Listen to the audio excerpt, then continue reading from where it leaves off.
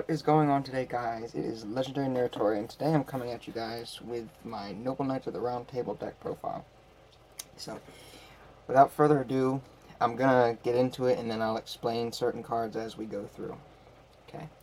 So, first up, 2 Noble Knight Aratorius. Now, yes, it's a normal monster, and it's arguably probably the worst one in terms of the fact that it doesn't even have any effect. But it does play into the cards that require them to have no effect, and it has, high attack points. So I use 2. Sometimes that's one of the first cards I go to when I'm taking cards out to side deck in. I'll take one of those, if not both of those, out. And then 2 Noble Knight Dristain, or Dristan, however the hell you pronounce that. And all around, I use them for the general uses, and I don't really do any fancy tricks with them yet. Other than like Noble Knight Brothers and stuff, I have a few things I do with them. And 2 Noble Knight Bedwear.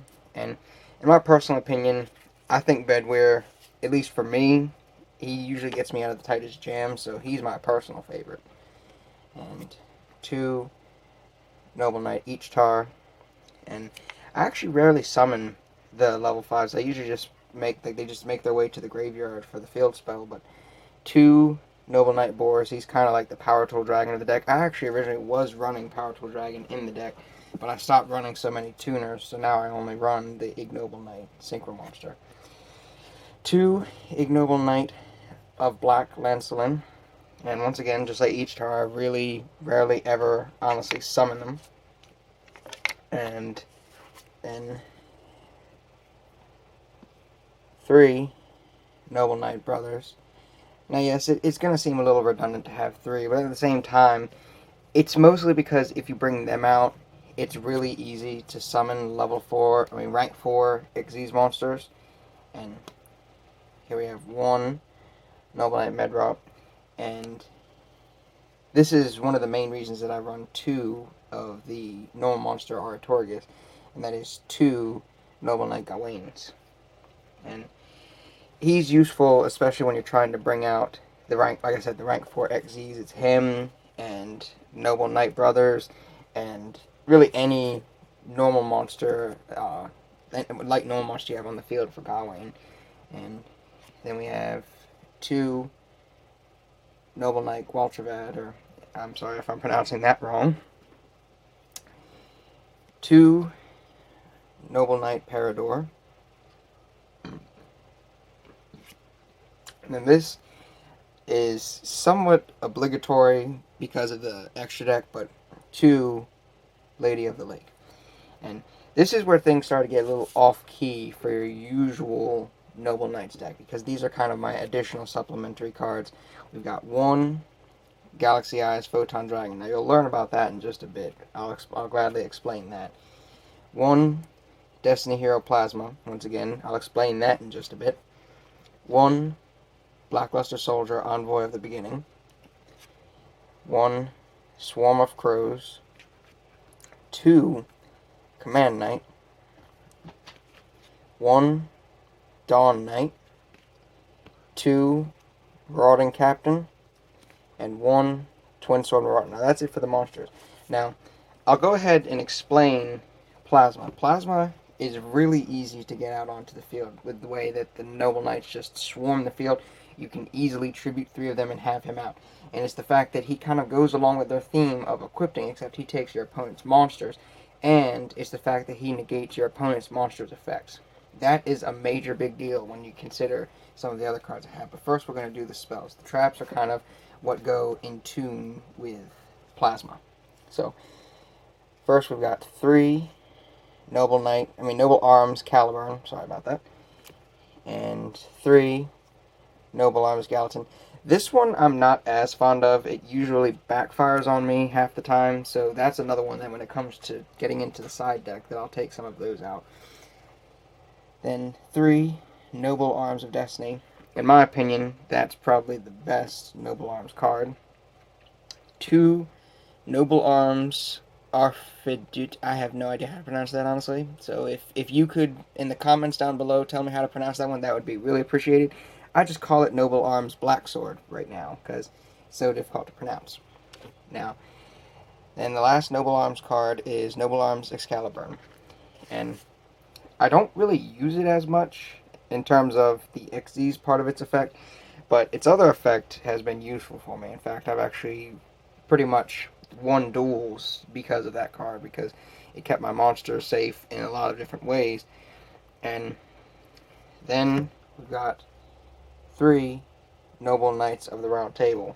Now, that's another one that I will sometimes cut down to just 2 when side decking, because it's not as necessary. But at the same time, it's such a useful card that since it gives you all the draw power you need once you have enough in your graveyard, it's good. But then 2 Mystical Space Typhoon, because you never know when you need to destroy something on the field, even if it's your own Noble Arms cards. Then going in with that theme, 1 Release Restraint Wave. This one is definitely an oddball card, but since I have 30 monsters in the deck, it actually has worked out for me in a lot of instances. And that is 1 Berserker Soul. And it makes way for some faster OTKs, but it's not as useful. I mean, sometimes I'll activate it and then instantly draw a spell or trap card and then just place it on top of the deck, so it's not always as useful.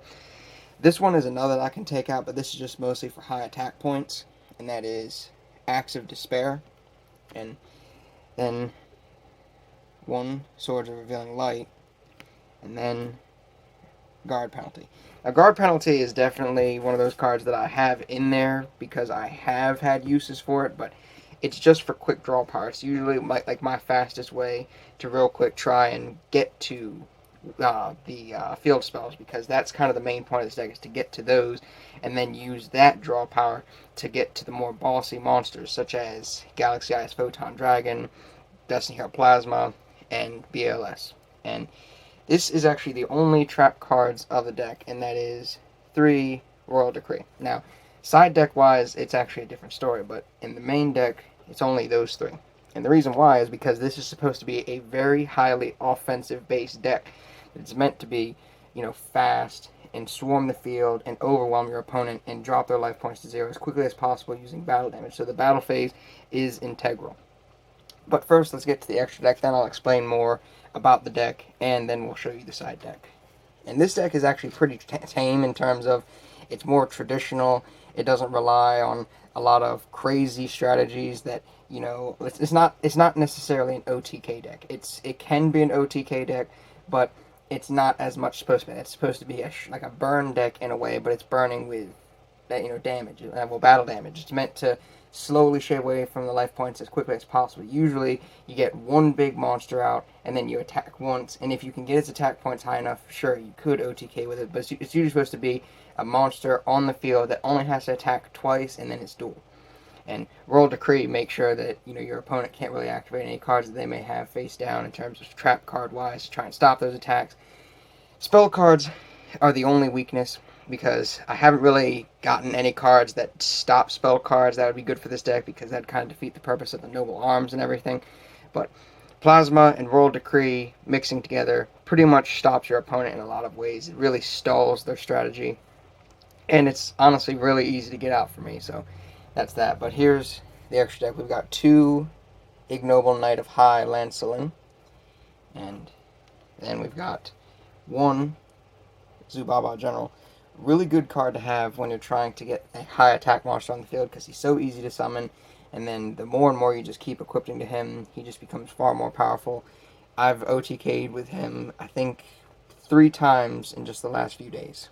And Heroic Champion Excalibur, and that card, he's another that's meant for helping to get a big boss monster on the field, but he doesn't last as long, so he's not as useful. But this one, definitely, it takes a while to build up to it, but this one right here, number 86, Heroic Champion Rongomyad, or Rongomyad, yeah, there you go. Once again, if I'm pronouncing that wrong, feel free to let me know down in the comments, but that card right there, since it's so easy to swarm the field, especially if you equipped it with Noble Arms of Destiny, it'll help him stay around long enough to get all 5 effects. And we've got 3 Artorigus, King of the Noble Knights. That one I bring out every duel. There's not even a question about it. It's out on my field, usually by the first or second turn. It's my fastest card yet. And Sacred, 3 Sacred Noble Knight of King Artorigus. I haven't summoned that one as often. In fact, the main reason I've summoned it has been because of Excalibur, but all the same, it still has been useful to me. And then we have number 107, Galaxy Eyes Tachyon Dragon. Now this kind of goes in with the other level 8 monsters we have, and it's mainly for bringing out Galaxy Eyes Photon Dragon, and I'm going to real quick explain that for a second. That one is really easy to summon, and on top of that, usually everybody has Xyz monsters in their extra deck. It's pretty much everybody's go-to, especially when they're trying to survive under something like Kaiser Coliseum and stuff like that. Well, I use Galaxy Eyes Photon Dragon to usually counter people's Xyz monsters. And then we also have number 62, Galaxy Eyes Prime Photon Dragon, and Galaxy Eyes Full Armor Photon Dragon. And like I said, I usually use that to try and get over their Xyz monsters, or even just their monsters in general. It's the most oddball card in terms of my high level monsters, because Plasma definitely has a very high staying power in his own regard of how he comes to the field so easily for me, and his ability to negate the opponent's monster's effects. It's useful. And I'm not saying that Galaxy Eyes Photon Dragon isn't useful, it's just useful less often. But that's why that's another card that I'll sometimes take out for the side deck. And getting to the side deck, we've got 1 Exiled Force, 1 Effect Veiler, 2 Honest. Sorry about that, the video cut out there for a little bit, so I had to real quick restart the camera. But we just got done showing the 2 Honest, 1 Book of Moon, 1 Dice Foon, hey, that rhymed, 1 Mage Power, 1 Dark Hole, 2 Prohibition, 1 Avalon, 1 Solemn Warning, 1 Mirror Force, 1 Fiendish Chain, and then 1 Malevolent Catastrophe. Now, usually if I side in the other traps, I'll reduce the number of World Decrees, because it would kind of defeat the purpose of having them if I just kept around the World Decrees, because they of course even stop my own card effects for traps. And all around, this deck has extreme offensive power. I would in no way say it's tier 1 or tier 2 or anything like that. It gets the job done. It's not a perfect deck, but it's a fun deck. It's definitely a good deck to have if you're just playing casually, like with your friends and stuff. I wouldn't say that this deck is in itself tournament worthy yet. I'm working on a more tournament worthy version of this deck, and this deck has done well in tournaments.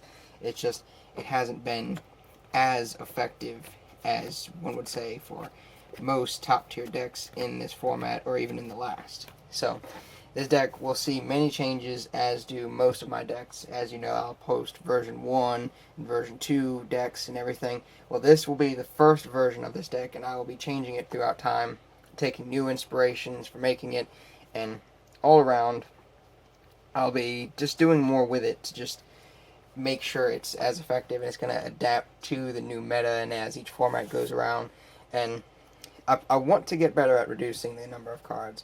I want to be able to take it around and, not have as many, not rely on having to use 60 cards, because it's not as effective. I mean, usually, the only thing that it has an advantage for is when I have a lot of draw power for something like the Noble Knights of the Round Table field spell, or when my opponent is running out of cards, I can usually deck them out, especially if I'm stalling them using Royal Decree and Plasma. So it's a good stall deck, and the whole point is to stall and be a high offense deck. So if you guys take any inspiration from this deck, if you have any critiques you might want to make, any suggestion cards, any cards you think I should take out, any cards you think I should have more of, if you know any Noble Knight strategies that I could possibly use, feel free to let me know down in the comments below.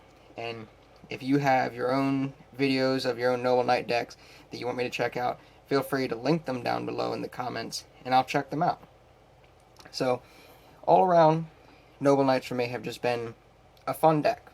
And I want to be able to make them stand up in, higher tier decks, but they're just, it's not that it's impossible, it's just, it's tricky. Because of the fact that they rely on the Noble Arms, that you can't really have a Noble Knight deck without the Noble Arms cards. So, either this will continue to be just a simple fun deck that I use, or maybe I'll find the right recipe to have this card stand up against higher tier decks. Regardless, whether or not that happens, I enjoy the deck. I'm not going to, suddenly be discouraged from using the deck just because it doesn't stand up to the current meta or anything. So, hope you enjoyed this video. Be sure to like and subscribe. This has been Legendary Niwatori, signing out.